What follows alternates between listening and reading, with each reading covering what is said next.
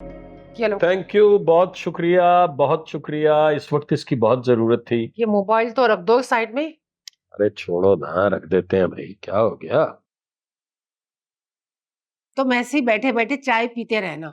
घर में क्या हो रहा है इससे तुम्हें कोई मतलब नहीं है। क्या हुआ, कुछ झगड़ा हुआ अम्मा के साथ फिर?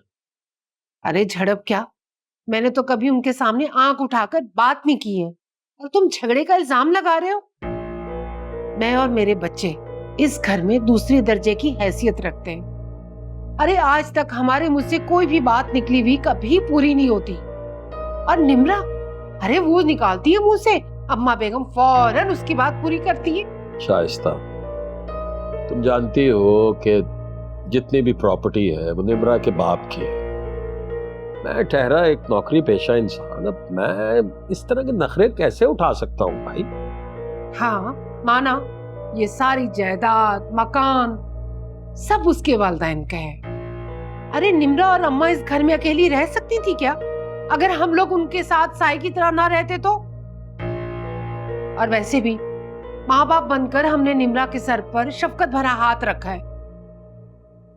बात तो तुम ठीक कह रही हो।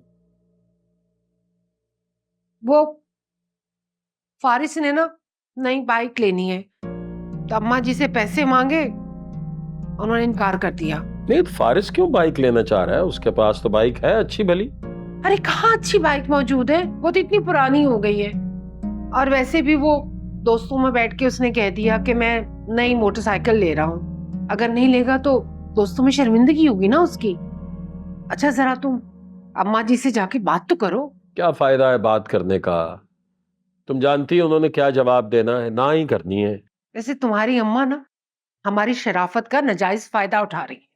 अगर हम जरा से भी चालाक होते ना तो ये सारी जायदाद अपने नाम करवा देते। खुदा का नाम लो, क्या हो गया तुम्हें?